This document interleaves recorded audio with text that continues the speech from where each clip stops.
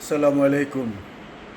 প্রিয় মাতৃভূমি বাংলাদেশের সকল ভাই এবং বোন, বিএনপি পরিবারের দেশে কিংবা প্রবাসে সকল পর্যায়ের নেতাকর্মী, শুভাকাঙ্ক্ষী, হিতাকাঙ্ক্ষী সবার উদ্দেশ্যে দুটি কথা বলা অন্তরের তাগিদ অনুভব করছি।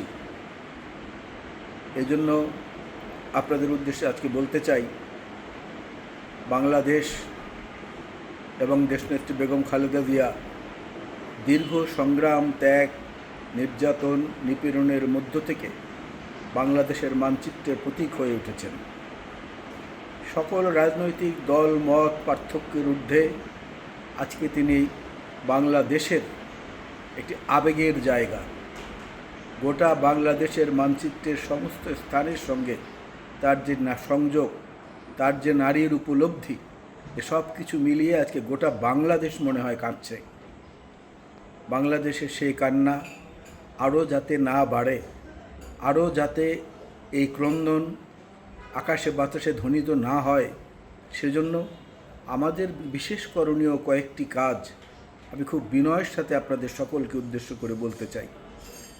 আমরা অহেতুক হাসপাতাল কর্তৃপক্ষের কাছে কিংবা হাসপাতালের এলাকায় যেন ভিড় না করি, কারণ আমাদেরকে মনে রাখতে হবে, সারা জীবন যিনি দেশের মানুষের জন্য আত্মপীড়িত মানুষের পাশে দাঁড়িয়েছেন, মানুষের অধিকার আদায়ের আন্দোলনে জীবন বাজি রেখে লড়াই করেছেন, তাকে দেখতে গিয়ে অন্য কোনো রোগীর চিকিৎসার যেন আমরা বিভ্রাট না ঘটাই, অন্য কোনো রোগী কিংবা স্বজন যেন বিব্রত না হন আমাদেরকে নিয়ে।